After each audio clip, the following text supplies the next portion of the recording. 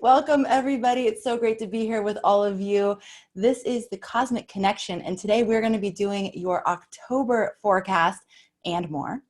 For those of you who don't know me, my name's Amanda Walsh. I'm the founder of Astrology Hub, and I am here with... And for those of you who don't know me, I am Rick Levine, and it's a pleasure to be here every Thursday afternoon. Absolutely. All right. So, and more, what we wanted to start with is some Q&A about the Astrology Foundations course that Rick is teaching beginning on Sunday, October 4th. So it's kind of like the last... Soon. That's like this weekend. I know. It always felt so far away. And now all of a sudden it's like, oh, it's right now. So Destinations are like that. Yes, exactly. So we wanted to just answer some of the questions that are coming in and just help you make the decision either way. So if you're on the fence, you'll either know after this little session if you're a yes or a no. And so some of the things that people are asking, I'm going to start with some of the bigger questions, Rick. Who is this class for? Like, who is it ideally for in terms of level of astrology? One of the things that I love to do is I love teaching classes that have beginners and professionals all mixed in together. When I lead my long retreats meaning like 4 days to 10-day retreats, in Bali, Mexico, wherever. I love having a room where there's 3 or 4 people who barely know their sun sign and 3 or 4 people who are practicing professionals and the rest in the middle. Now, it really is for anyone who, either knows my style, likes my style, and wants my take on the whole thing. I've put this together in a way that if you're a real beginner, well, this is perfect because you won't have to unlearn all the crap that you've learned the wrong way from my perspective. And if you've been studying astrology for a while and following your chart, this will be the nudge to kind of help you put it together in a way that you hadn't quite put it together before. A lot of people, when they study astrology, they get bits and smatterings, and then they learn how to do this, and then they're looking at charts. But this is really kind of like, we called this fundamentals for a reason. It's really about building blocks. And my approach is to really give the building blocks so that wherever you go with it, you have something to take. Now, then, even those people who are more advanced students or even professionals, I had a conversation with an astrologer friend earlier, and we were talking about an astrologer that we knew who was giving a workshop on the planet Mars. They weren't on Mars giving a workshop. They were on Earth giving a workshop about Mars. And we began talking about it. And I remember one of the best lectures I heard in the past 10 years was someone whose work I really do like. And she just gave an hour talk on Saturn. And I was just amazed because it was just not the way I had framed things. And so the point is, that if you speak English, which is a requirement, because there will be no live simultaneous translations. If you speak English and you're interested in astrology and you have the time and you can do this, it's for you. So I don't really, there's no real limitations. There's no prerequisites. Several people have asked about books they should read beforehand. Don't clutter your mind. Just come with an open mind and we'll take it from there. Mm. And, we don't always say that. We don't always say this class is truly for everyone. Sometimes it's just not. It's going to be over your head if you're a beginner, or if you're more advanced, it's going to feel too basic. But this is definitely not one of those classes. So, and I've been in... It is basic, though. I mean, it is basic, but there'll be tidbits and pieces for anyone. So Yes, absolutely. Okay. Who's it not for? Like, anyone in the audience that's like, how would you help them self-select out? No mean people are allowed. Okay. Mean people, haters, people who are judgmental, and people who don't speak English. I'm not a xenophobe, but you're not going to have fun if you can't speak the language. For now. Maybe someday we'll have it translated for those of you. Yes. Okay. Um, okay. A lot of people are asking about the kind of astrology that you teach in this course. And for those of you just tuning in right now, we're going to go into the October forecast. But for now, we are answering some of the most frequently asked questions about the upcoming Astrology Foundations course that Rick is teaching beginning on October 4th. If you haven't already checked it out, you can go to astrologyhub.com/foundations and just check out the course description, what we're going to be covering each week, etc. Okay, so Rick, what kind of astrology do you practice, and are you going to be teaching?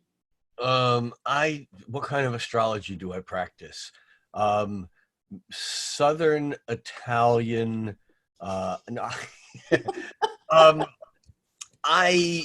this is going to be really frustrating because I really do try to avoid labels. I may have mentioned in some conversation, it's something that I say, that an old friend of mine used to say, a god, and that could be a goddess, defined is a god confined. I don't have an ism after my astrology that I do. The astrology I do is first of all, it's built upon the fundamentals of Western astrology rather than Vedic astrology. So it's coming from that Egyptian Hellenistic Greek through the Arab period of time, medieval and onward. But I am a modern astrologer. We will absolutely use some very old and basic astrological tools and techniques as we learn about the planets. We will associate them with their ancient home signs or domiciles, which is an old, it's a Hellenistic concept. But I'm a modern astrologer. I think if I had to classify what kind of astrology I do, I would say that I'm a Western, and Western not meaning I live on the Pacific coast, which I do, but I would say that I am a Western tropical astrologer. Tropical defines the zodiac that we use because there's many ways and many types of zodiacs. We will get into that in module 3 and talk about those differences. But I'm a Western tropical astrologer who practices astrology from a psychological, spiritual perspective with a modern scientific lean. And when I say a modern scientific lean, we're not going into scientific theory, but I do come from a Western rational perspective. And yet over the decades, I have certainly let go of some of those superstitions of materialism, as Deepak Chopra would say. But I have a psychology background. I have an undergraduate degree in psychology, and my astrology is interlaced with that Western psychological tradition from the perspective of Freud, Jung, depth psychologies in general, but completely mixed in with the Eastern mythologies, traditions, the Hinduism, Buddhism, and the various mystical traditions around the world. So am I an evolutionary astrologer? That I've been asked that question. The answer is sure. I'm not classified as an evolutionary astrologer, but I use the tools that they use and teach. So if you call yourself an evolutionary astrologer in the strict sense of that word, coming from the school of Jeffrey Green and or his teachers, you won't be offended by anything that I say, but I will speak from a much wider perspective than that narrow school, which I think is a wonderful school of astrology. And so it's a bit eclectic. Yes, that was the word. But not crazy far out. I mean, it's even though I'm eclectic, and I will be very forthright identifying those things which most astrologers do and I don't, and I will tell you why, and then I will tell you that you don't need to do as I do, You can do as anyone else does or as you want to. I'm not here selling you my way. That's my resistance to being called anything in any one of those schools. I'm here to basically, I like to think of myself as an intellectual Robin Hood. You know, Robin Hood stole from the wealthy and gave to the poor. Well, I steal from the smart and give to anyone. That's perfect. Oh, can we quote you on that? Good. Okay. So some logistical questions people are asking. So the way that this is working is over the next 5 weeks, starting on Sunday, one module per week will be released. These modules are pre-recorded. They include 4 lessons. The lessons are about 30 to 40 minutes long. And so you can finish those lessons at your leisure, at your convenience. There's no like you have to finish it by a certain amount of time. However, if you want to consume the, or take the class and then ask a question, you probably want to take the class before the live Q&A that's happening on every Friday for the next 5 weeks. So module 1 will have a Q&A on Friday, October 9th. And that Q&A will be specific to the things that we've talked about in the lesson. Yeah. Yes. The Q&A is happening at 2 o'clock Pacific, 5 o'clock Eastern. I'm not going to do GMT right now. I'm sorry, you guys. Time converter, it's 5 o'clock Eastern. And if you cannot be there live, that's okay, because everything's recorded. They'll be put into your online learning library within 24 hours. So you'll be able to access it. And you'll still have a chance to ask your question, because we're gathering the questions before the live Q&A. So there's a little form that you'll get to fill out with any of your questions. And we cannot answer every single question, but your question will have a chance of getting answered even if you can't be there for the live. And about the questions, let's also be clear that the questions are about the course material in some way. Yes. And we can certainly be flexible there, but I will not entertain any questions about anyone's individual chart. That's not what this course is about. And so if you're looking for that, there would be a good reason to excuse yourself before the course got started. That doesn't mean that we won't have examples and we won't be talking about charts, but the Q&As will not be, I have Scorpio rising and my moon is in Gemini, why don't I have any friends? Right, exactly. Okay, good example. Okay, and then I think that's it. So I just wanted to invite any of you who are considering taking the class to put your question in the chat. We will gather some more questions. We'll address them at the end of this call, at the end of this session. So go ahead and chat those in. And if you're interested in joining us, now's a great time to do it. astrologyhub.com/foundations. And just let us know if you have any other questions. So Rick, let's talk about October. What do we have? What is our major theme for this month? Well, as you know, I do a YouTube every month that is on the month ahead. And although if you're here watching this, the material is going to be similar. It's not like you need to go off and find that. But having just finished that, and I always do a little write-up on that, which is on my Facebook account. That's Rick Levine Astrologer. I always come up with a title for the month, and we've been through several of these in the past. And I struggled with this one, but I came up with one that I think works, and I'll explain why in a few minutes. But the month is much more than this. And my title for this month is October Surprise. Now, the reason why I picked October Surprise, we'll get that out of the way, and then we'll talk about the surprise of why it's not just a surprise, is if someone asked you, Amanda, what's the planet of surprise, what would you say? Uranus. Yeah, well done. You get the gold star. Thank you. Uranus is the planet that I like to call the quantum planet because it defies logic. You can't understand it. Niels Bohr, the guy who founded quantum, who figured out quantum physics, once said, quantum physics isn't stranger than you think. It's stranger than you can think. Mm.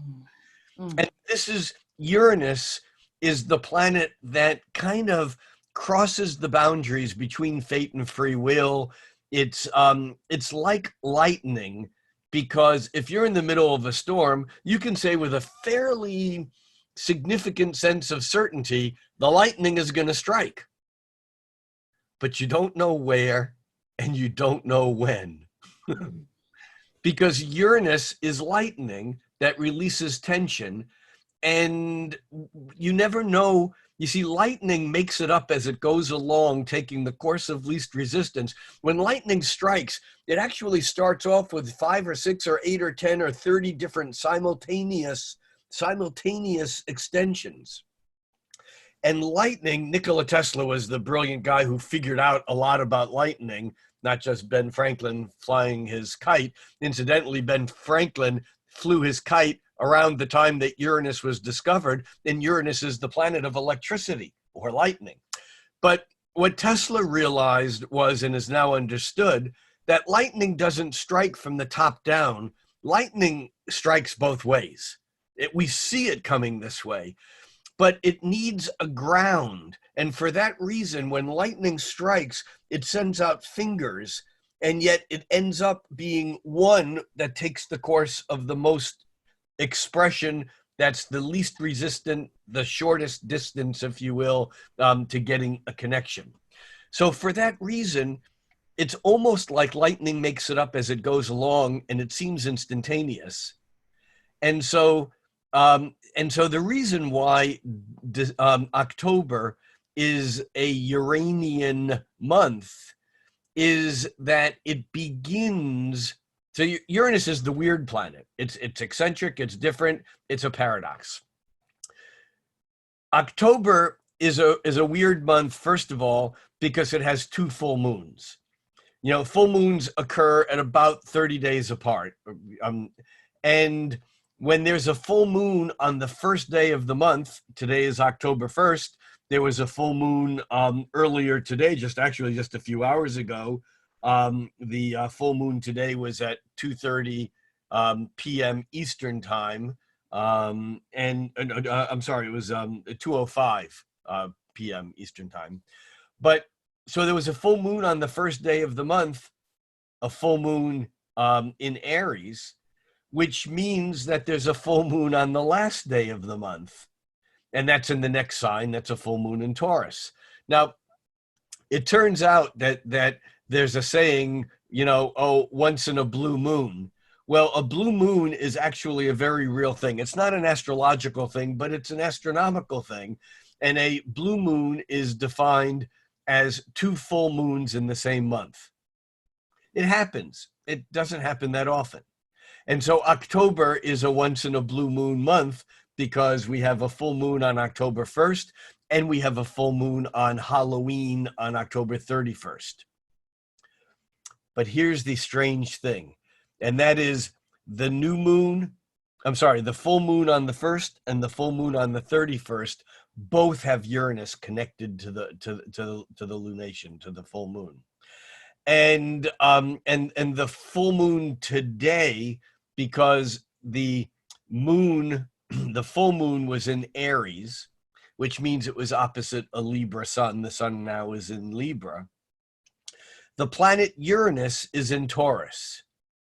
So Taurus to Libra is an aspect, which we will cover in Module 4, is an aspect called a quincunx, which is Latin for 5/12. That's my masterclass that, if you didn't mention this, but if you do sign up for the course, you get some freebies, including a song cycle of 24 of my poems, and you get the quincunx masterclass that I did a year or so ago for you guys. But a quincunx is an aspect of adjustment. Quincunxes are like oil and water. They don't mix. When 2 planets are quincunx, they're an irritation. Well, it turns out that Uranus in Taurus is very closely, very exacting close to quincunxing the sun at the moment of the full moon. And when we look at a new moon or full moon, we look at whatever aspects are going on, but we pay particular attention to if there are aspects, to the luminaries, the sun and the moon. So we open up the month with this quincunx between the sun in let's find a harmonious relationship, Libra, that is being opposed by the full moon in I want to do it my way, Aries, except that full moon is also conjunct Chiron, Chiron sometimes called the wounded healer, Chiron the teacher, Chiron the old wounds and pains that we have, and the full moon conjunct Chiron in Aries basically says, physician, heal thyself.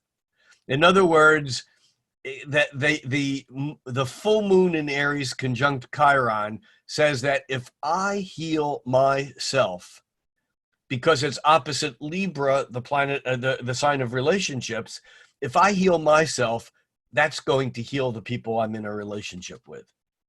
It's kind of like not what we would expect, but Aries is basically, the sign of I, me, mine. And so we start off the month with this full moon in I, me, mine, Aries, conjoining Chiron. I have a wound. I have a pain. I am hurting. And instead of getting someone else to fix it in me, instead of projecting it into others and fixing it into them, I am actually addressing my own stuff. And as I do, that has ramifications in the other people finding harmony and balance and creating a more just relationship with me and therefore with others. But the sun is quincunx Uranus in Taurus. Remember, Uranus is the lightning fast, sudden change. We've just finished up with, about 2 years ago, we finished up with 7 years of Uranus in Aries. Uranus spends about 7 years in each sign. Prior to that, Uranus was in Pisces. It goes around in the order of the zodiac. Pisces is changeable. It's a mutable sign. Aries is fiery, and although it's not a mutable or changeable sign, it initiates in the moment. So for the previous 14 years, Uranus being in signs that were very responsive to change, it's almost like rather than resisting change and building up big events, things just were changing. Uranus got into Taurus a little bit over 2 years ago, and it spends about 7 years in each sign. And in Taurus, Uranus, the planet of shock, awe, lightning striking, sudden change, says in Taurus, I ain't gonna change. I don't want to change.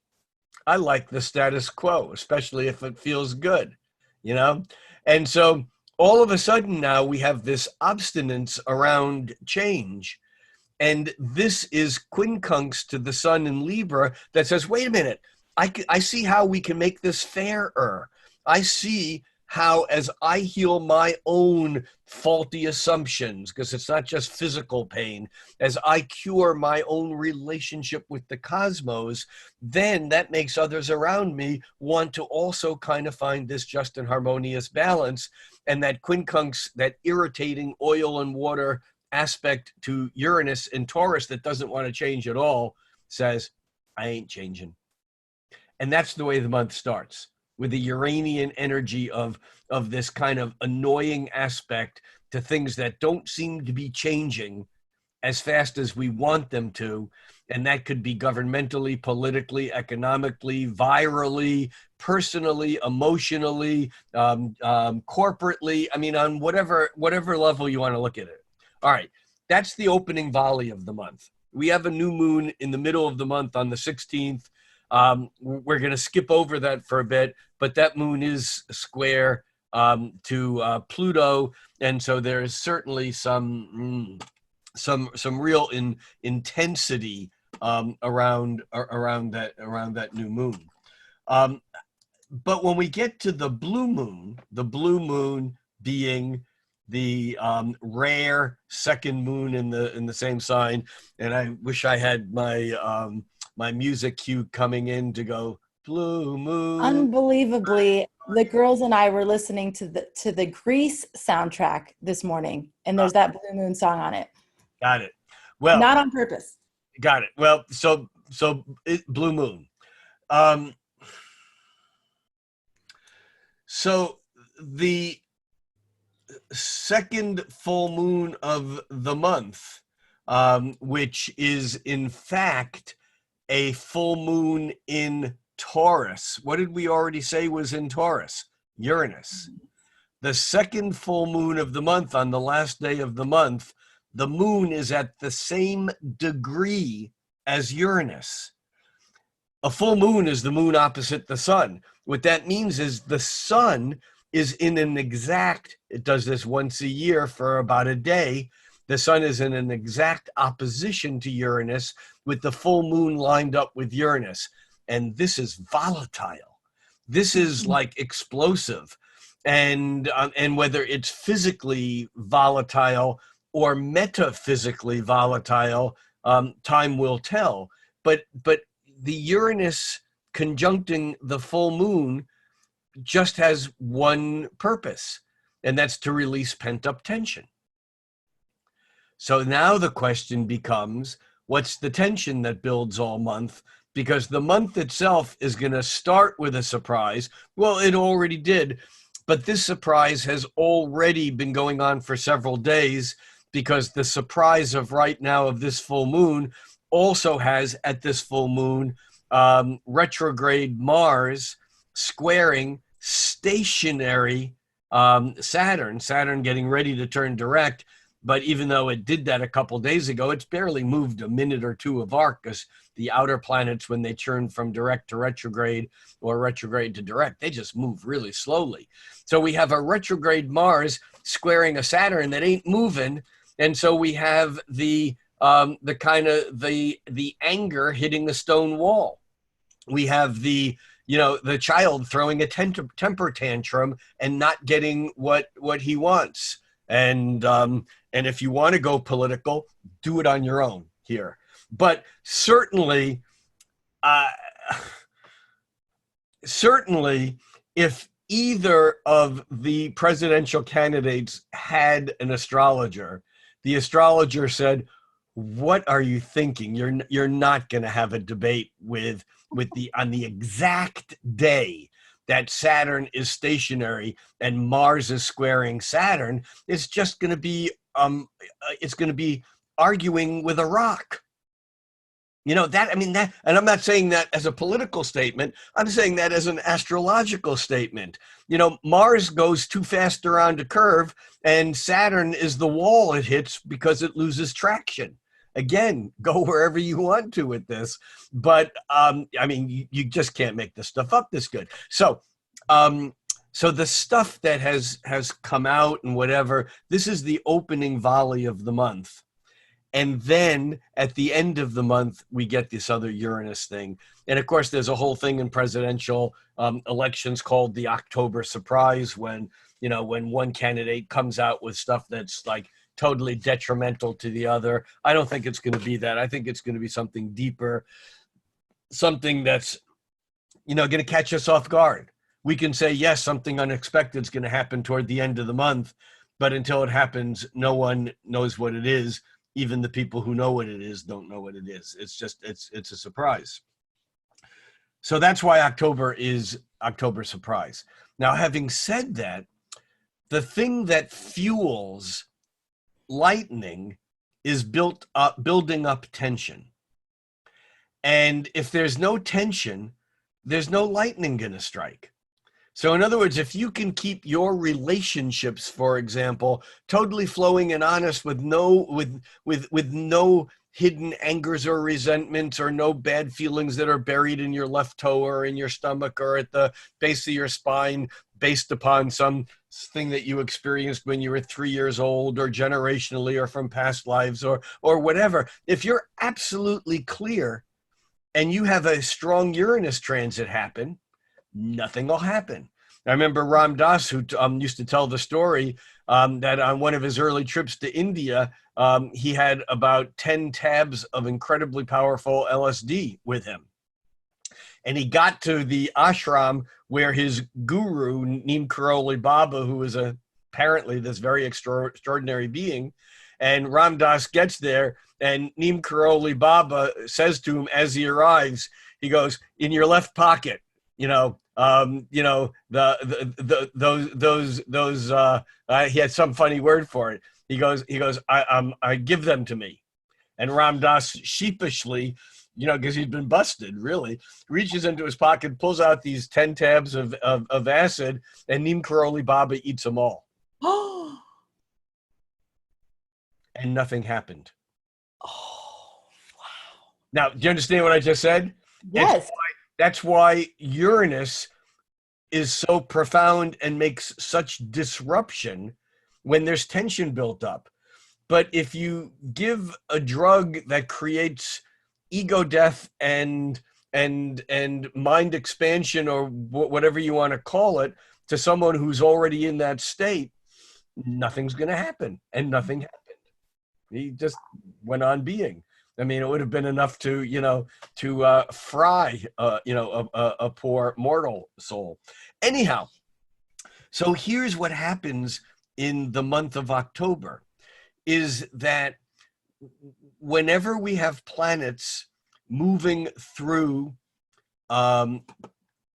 cardinal signs, the cardinal signs are the season starting signs of Aries that starts spring, Cancer that starts summer in the Northern Hemisphere, Libra that starts autumn, which we're in the sign of Libra now because we've just begun officially autumn, and Capricorn that starts winter. So we've had this long-term council of Jupiter, Saturn, and Pluto that has been moving in and out of exactness for over the last year. I mean, for that, in focus, which means that every time planets move through Aries, Cancer, or Libra, they're going to go 90 degrees or 180 degrees. They're going to square or oppose those heavyweights in Capricorn. And right now we are in this process, and we've talked about this before. We're in this process of Mars moving through Aries and Mars going retrograde. So it went through Aries and it squared Jupiter, Pluto, and Saturn. And now Mars is going retrograde and it's already returned to the square to Saturn, like right now, like this week even. But by October 9th, Mars backs up and squares Pluto. And Mars and Pluto is a nasty combination because it's the assertive, aggressive warrior with the Lord of the Hell Realms. Do the math. Ain't a nice neighborhood. Okay. Ain't a nice cosmic neighborhood, that is. And then Mars continues to retrograde, and then Mars squares Jupiter on October 11th. Now, it turns out that Mars then completely comes all the way back. It turns direct the week after Election Day, and then it will hit these three planets by direct motion in late December, early January, which is why all this craziness that's been going on recently, this year even, really won't be over until we get through the movement of these planets direct and on into January after the inauguration. However, that may unfold. Again, we don't know. And I say inauguration, obviously, I mean for those of us who are here in the United States. Now, so October begins with Saturn squaring Mars. It has Saturn squaring Pluto and Saturn squaring Jupiter.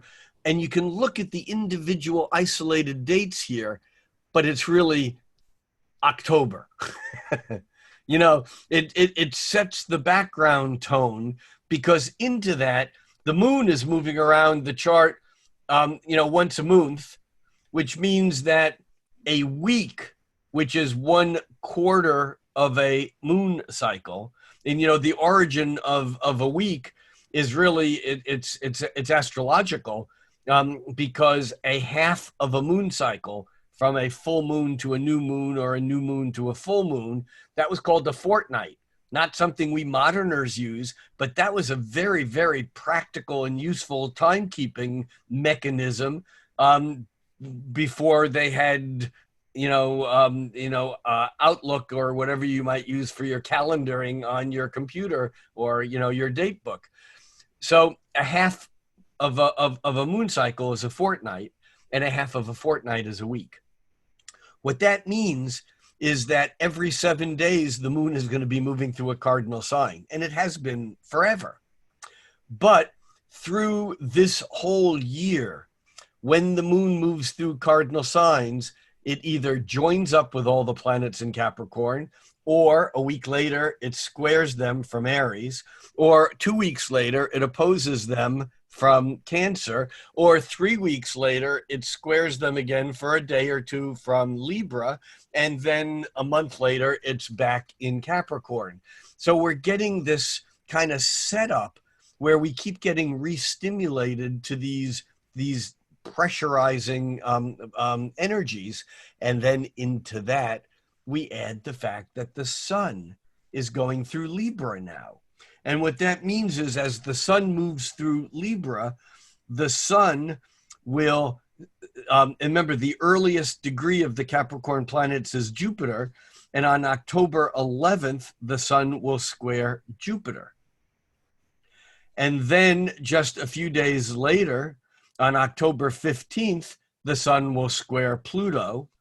And then and then the sun, just a couple days later, on the 18th, the sun will square Saturn. And this is intermingled with Mars squaring all these same planets, which means that the sun will actually oppose Mars, which on a retrograde, it's the closest that a planet gets to the Earth, is at the opposition. That's when Mars will be the brightest. And that actually occurs on October 13th. Incidentally, the same day that Mercury turns retrograde. We have a bit of a rough spot in October from, I'm guessing, maybe the 10th, 11th, 12th, 13th through the 18th, 19th, in that period of time. I think things smooth out a little bit for a bit after that, because during that period of time, we have the sun making those squares to Capricorn. We have the sun opposing Mars. We have Mars opposing Pluto. And these are 90-degree angles, and the pressure builds. How does that pressure get released? Uranian surprise at the closing days of the month when that full moon occurs. I'm sorry, yeah, when the full moon in Taurus occurs. Now, there's a lot of other stuff going on in the month, but that's my bird's eye view, my eagle view, kind of flying up high over all of it. That's what stands out. Now, one other piece in this, though, is the fact that, we've been in this retrograde swirl since March when Mercury turned retrograde. And right on the heels of that, we had Jupiter, Saturn, and Pluto all turn retrograde. Those slow-moving outer planets go retrograde for 4 to 5.5 months a year, 4 to 5 months a year or so. And so those planets, the Jupiter, Saturn, and Pluto, they turned retrograde back in April and May. April, May, June, July, August, September, October. Well, it's time for them to come out of their retrograde phase. And unlike Mercury, Venus, and Mars, when they go stationary, retrograde, or direct, because those planets move so fast, we sense, it's almost like a doctor can palpate, an organ. It's like we can tell something shifted because these planets are moving fast enough one way and then they stop and they seem to go the other way. With the outer planets, it's a bit more subtle, but there's more power behind them.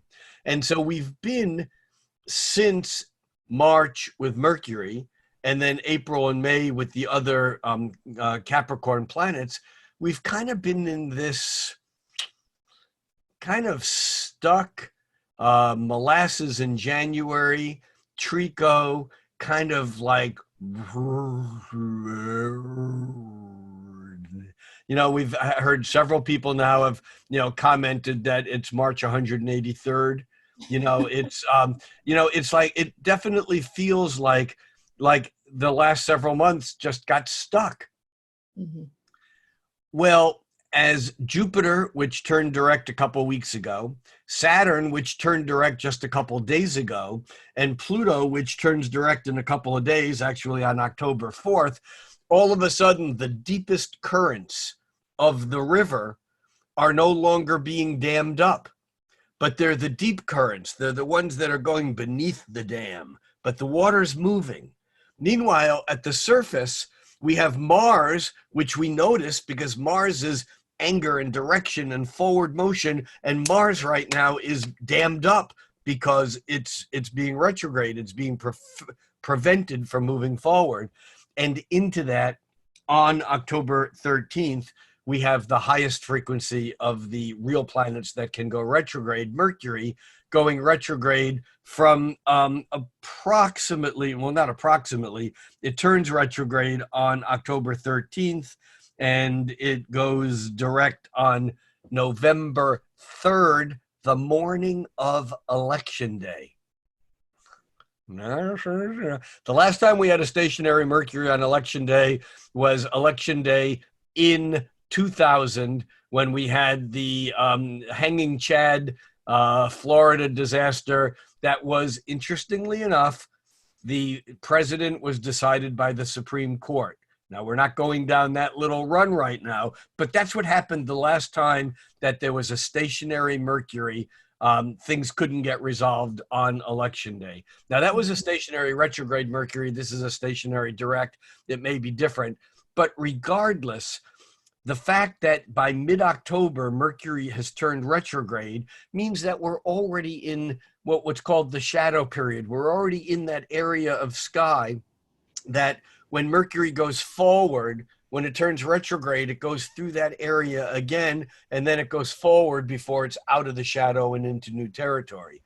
So it's kind of like a high frequency booster onto Mars retrograde, that Mars turns retrograde, Mercury comes in and goes retrograde for 3 weeks, it goes direct, and Mars is still retrograde for another, week, and then it goes forward.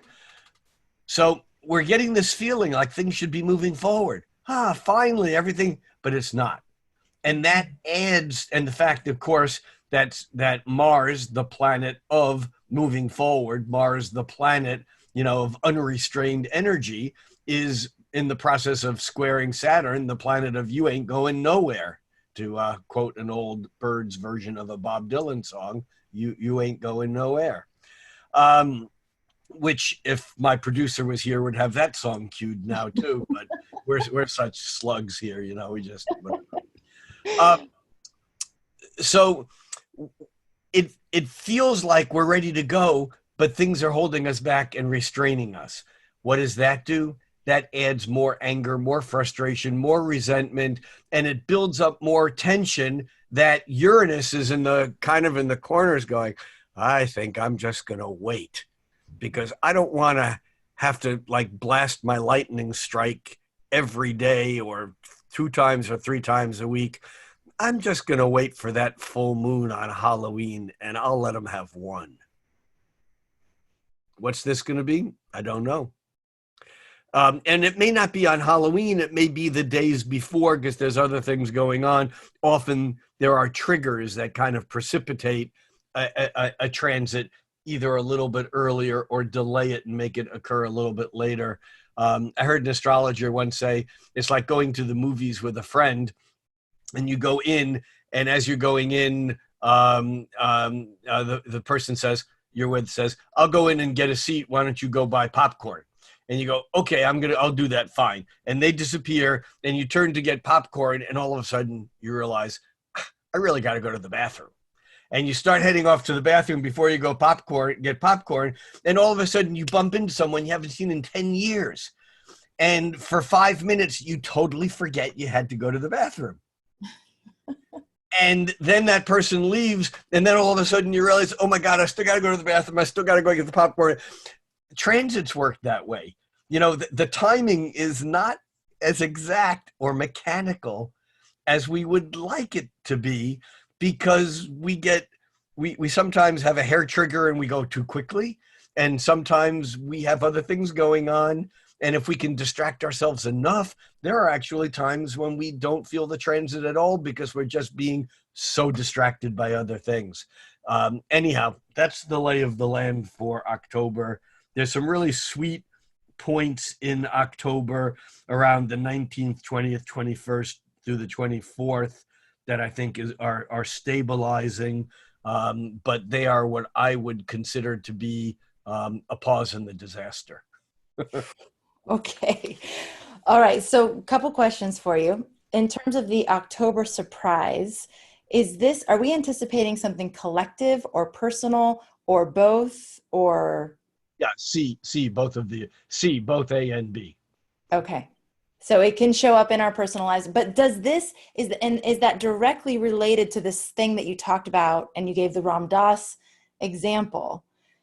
So if we are showing up transparently and authentically and honestly, and even in order to do that, maybe overcoming some internal obstacles and challenges and healing some things that we need to, Yeah, then yeah, the answer is yes, but. And the but is that there are times when we can have done the inner work, we know where we're going, and yet we know that if we shout this message, in front of the state capitol, we'll be arrested. mhm. Actions have consequences, and with Mars and these planets squaring the governmental, structural, traditional planets in Capricorn, it can be that we can do what seems to be the right thing with the right motives and the right intentions, and we end up being taken out of the battle before the war is won. And so we have to be careful about assuming that we can just go through and do the right thing or do everything. There are times when, in this kind of situation, where we can get really angry. And look, there's a lot of stuff to be angry about, but we can get really angry, and yet expressing that anger may end up making our goal go farther away. That Right. expressing our anger actually can be detrimental to our cause. And the other side of that is that a healthy Mars, which does the combat, stands its ground and gets ready to fight. And when I say fight, I don't necessarily mean physical, although I'm making a fist. I mean intellectually, metaphysically, in debate. We can win every battle that we fight, and yet we fight so many battles with so many different people that by the time the war is coming to its culmination, we're exhausted. And so the saying is, you can win every battle and still lose the war. And so we have to be careful in this period of this tail end of this very dramatic, long scale retrograde period, that we don't get overly eager and take on the opposition, the nemesis, the projected version of our own internalized anger every time we get there. Some of our work is to quote the now deceased Kenny Rogers, is to know when to hold and know when to fold and know when to walk away. So Rick, we've used this analogy a few times about winning the battles but losing the war, and you just talked about the war coming to a culmination. When is that? And when's the culminating moment? And what are we holding out for? You know what Xenos Paradox is? Do I know what paradox is? Xenos Oh, Paradox, Greek yeah. mathematician, philosopher. Xenos Paradox, which is often now used to teach what infinity is.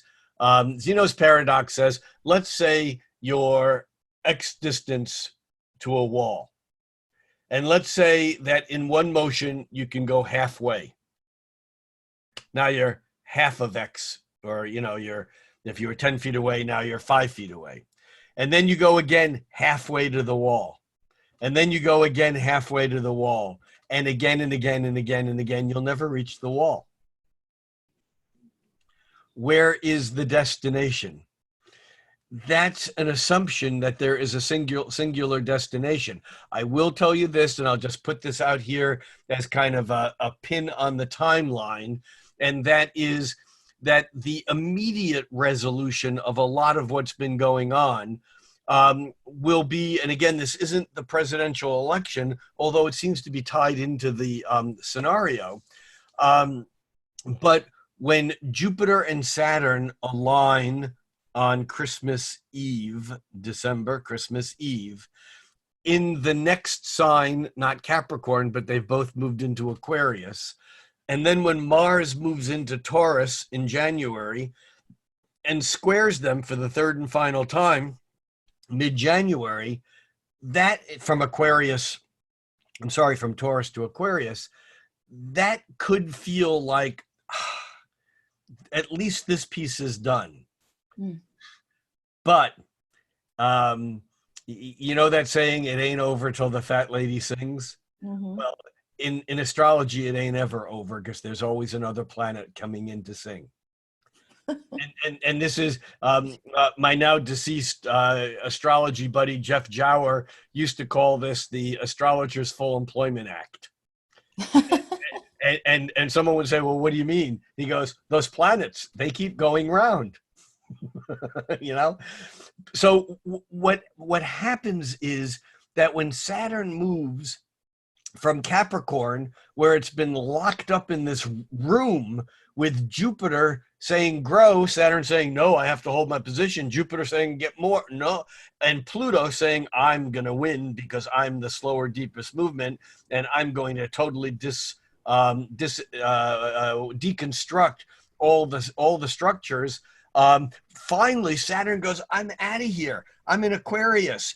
It's still a home sign of mine, but I'm now getting to look at the future. Well, as soon as Saturn moves into Aquarius, it starts pushing towards a square to Uranus in Taurus. Aquarius and Taurus are 90-degree angles, fixed sign. And the undertone, the base note of 2021 and even into 2022 is this ongoing dance of the square between conservative, traditional, let's hold on to the status quo structure Saturn, and the progressive, revolutionary, futuristic Uranus. This is the deeper note that's sitting behind all of this other stuff. And so you say, when will it be over? Well, by January, February of next year, we'll be ready for the next module, the next cosmic module. And that'll be the Saturn-Uranus dance. And that's a very different flavor. And we will have plenty of time to dig into that, not now. But that's really, anyone who's looking for a quick fix around what's been going on, it doesn't matter who is elected president. It's not going to be a quick fix.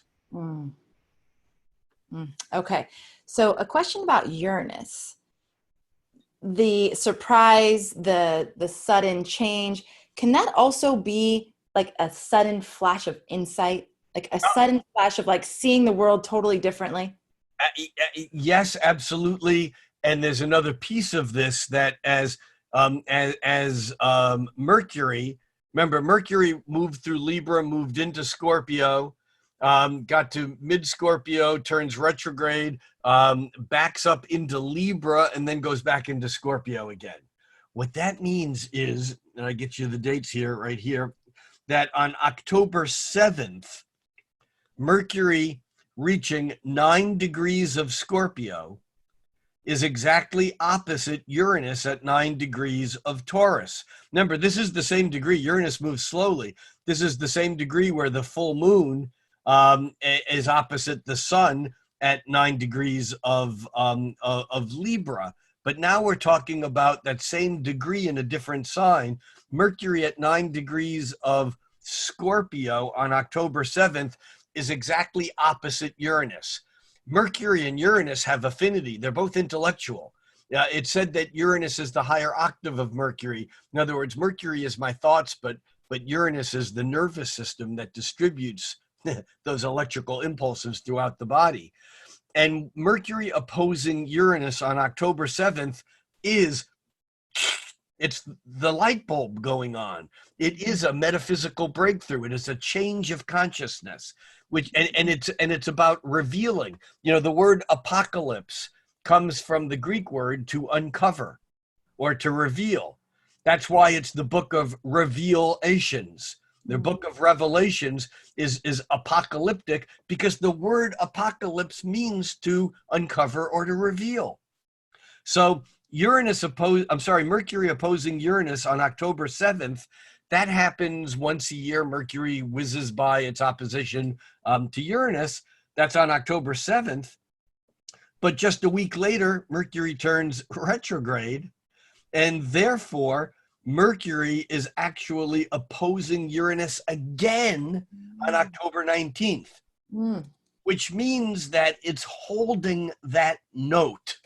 And in fact, it's not until November 3rd that Mercury goes direct, and it's not until I thought I had the date here written somewhere. I do, but it's somewhere in mid-November where Mercury makes that third and final opposition to Uranus. And even though all these other things are awareness, opening, sudden change, the Mercury piece of this in particular, it's Mercury in Scorpio. What does Mercury in Scorpio do? Mercury is the intellect. Mercury is curious. In Scorpio, it wants to get into the depths and wants to go deep. It wants to find financials because the eighth house, which is the house related to Scorpio, is about hidden assets. It's about hidden things.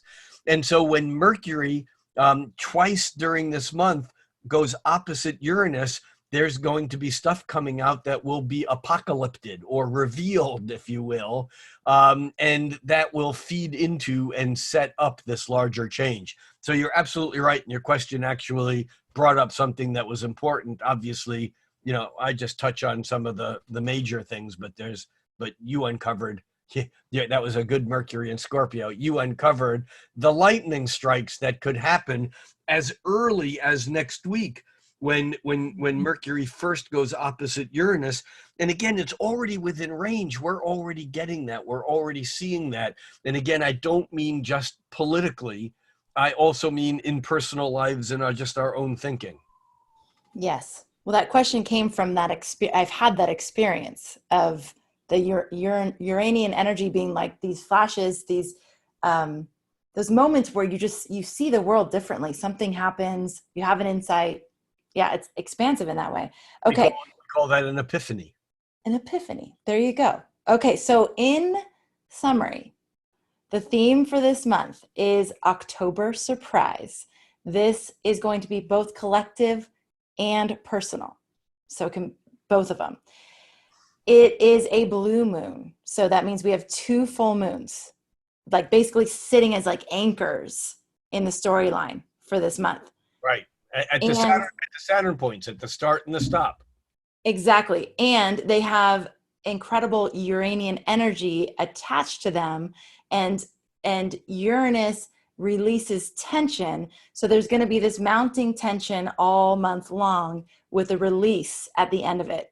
And that is where the surprise element comes in.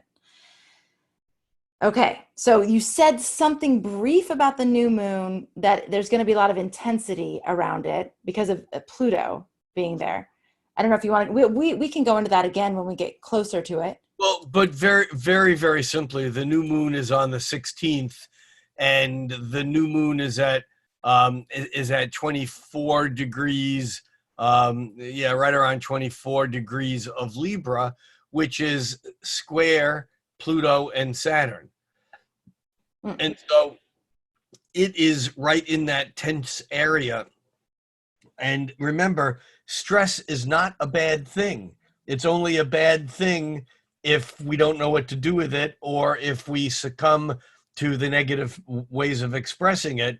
You know, I think of my trainer, who doesn't necessarily always agree with this, but it's that line, no pain, no gain. You know, stress is the thing that creates the dissonance that motivates us to make changes and to create things and to do things that are important. And so we certainly get that around this new moon. I keep thinking of the words creative tension. It's like this you need that buildup of energy, and then it propels movement forward. Yeah. So, okay. It's when we resist it, or when we think it's bad, and we tell a story around it that it is bad, or that when we don't use it, when we What, don't actually. what's the planet of resistance? Saturn. Absolutely. Resist. Trick. Yes.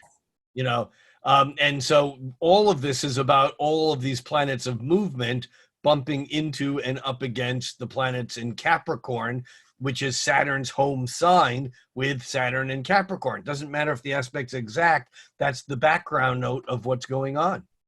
So would you say for people to look at areas of their life where they feel stuck, and or where they're holding on to an old way, and open up the possibility for change in those areas? I And would. I would. yeah, And yet often it's not something that we can just do on our own by, oh, that's what it is, I'll change it. I right. mean, why we have counselors and life coaches and therapists and ministers, because often moving through those territories is not just a matter of top-down management of changing our thinking and then making it happen.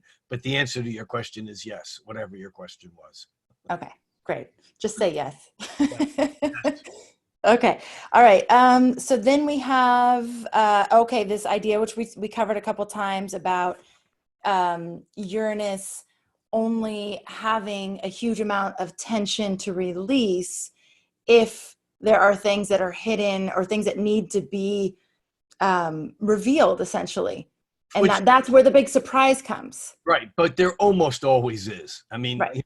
it doesn't matter how clean we live. It doesn't matter what we do. There's always, what's the right word? There's always likely candidates for Yeah. where Uranus can bring something out into the open that we thought we'd never have to talk about. Right. And it could be you personally, or it could be someone in your life. It's happening. It's someone close to you. Or, okay. So you're saying that the Mars squares are also a huge part of the October energy. Because it builds the stress. Yeah. It's not tension. There's a very important difference between types of stress. When two things are coming into the same place, like a conjunction, that's compression. And with compression, there's something coming into our life. We don't want it. We feel heavy. We have burdens on our shoulder. That's not tension. Mm. Tension is when you have a tug of war. Tension is energetically away from the center. Compression is toward the center. It's not something I'm just making up. That's a basic concept of architecture. There's two forces, compression and tension. Compression, tension. Oppositions are tension. When we have a relationship, often we have variations of compression and tension. I say relationship with a person, with an idea, with an institution, with ourselves. But it's either two things trying to get into the same place, or two things trying to get or trying to get away from one another, but still bound by that rope. There's a third type of stress that really is stress of tension and compression, and that's the 90-degree angle, which is why squares are such bugaboos. I don't even know what that word means. I'm gonna have to go to my etymology dictionary later and look up bugaboo. It's because squares, basically, it's not about the two things trying to get away from each other or trying to get in the same place. In fact, they're going in different ways, but kind of in the same direction, because if you vector a 90-degree angle, it's actually that halfway point in between. That's what an arrow is. An arrow, is a 90-degree angle with a line pushing that forward, so to speak. And so all of these are types of stress, and Uranus thrives off of stress, but mostly off of tension. Hmm. And so you said the compression is more like a conjunction? Yeah, I mean, so we recently had the Saturn-Pluto conjunction. That Right. was the compression of Saturn trying to establish boundaries, while Pluto was infringing on its territory, transforming the structures and the boundaries themselves, whether we're talking about the boundaries between red states and blue states, or the boundaries between China and Hong Kong, or India and Kashmir, or the boundaries between a healthy cell and a viral cell. They're all boundary issues, with Pluto being the deconstructor of the boundary. Okay, so we have a rough spot in the month that you identified, which is basically October 10th to the 18th, 19th-ish. Yeah. And that, yeah? I actually think October 10th might set it up, because there's a feel-good, October 9th is tough. October 10th, there's some really, sweet aspects that come in. But by the 13th, we're feeling the anger and the restriction, and the 15th more of that, and the new moon, and up through the 18th. So it's not real clear, but part of that lack of clarity is what makes that such a difficult period to negotiate or to navigate. I've been looking at Mars every night and especially morning. And so October 13th, you said Mars is going to be closest to the Earth. So we'll see Mars the brightest. Yes, Mars will be closest to the Earth on the day that Mercury turns retrograde, on October 13th. And although if you get an email that says it's from NASA, says that Mars will be brighter than the moon because it's closer to, it won't be. No. I don't see that happening. Trust me on that one. Yeah, exactly. Okay, and then I was just going to say, for those of you who want to start looking at the sky more, use an app on your phone. If you look up and you don't know what anything is, I've had to do that, and I remember feeling kind of embarrassed about it. It's like, I should know, but I don't know how you would know. So I like Star Chart. Is that what it's called? I use Skype for that. You use what? Skype. Skype. Yeah? Yeah, I call up a friend and go, what the hell is that? Nice. I'm like, wait, they have an app for the sky? And yeah, the one that I like is called Star Chart. And it's free, and you can just hold it up and see everything that's up there. It's really fun. You're on an iPhone? Yeah.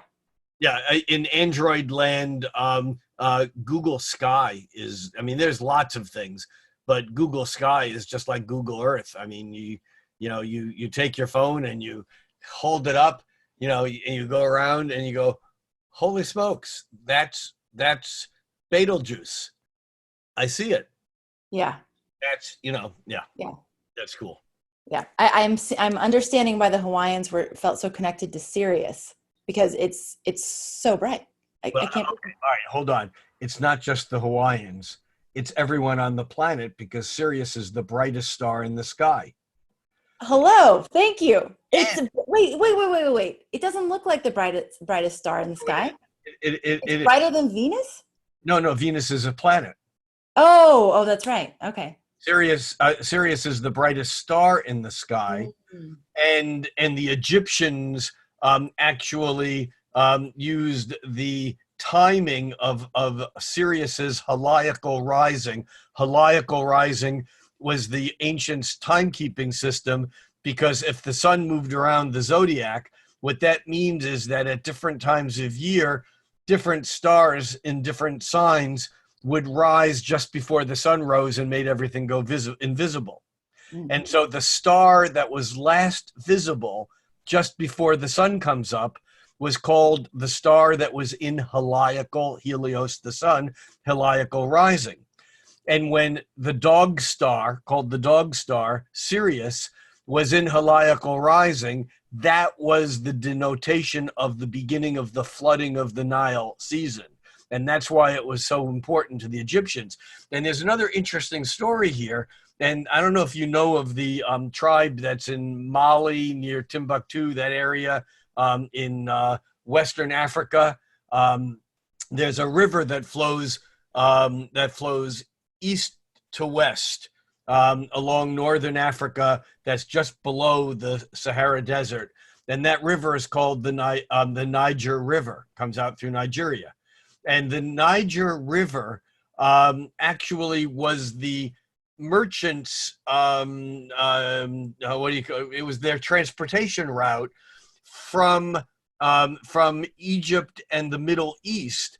They would travel along the Niger River, and right where the Niger River bent a little bit to the north, that northern spot was the spot they would get off the river and then go across the Sahara, which wasn't nearly as deserty as it is now. And that's how they got to Spain. So what I'm setting up here is that the city at the north bend of the Niger River is Timbuktu, which used to have the largest university in the Western Hemisphere. Wow. Who would have thought? It's a ghost town. It's a ghost town now. You know, the desert has basically made two-story buildings have the half of the first story is filled with sand. Wow.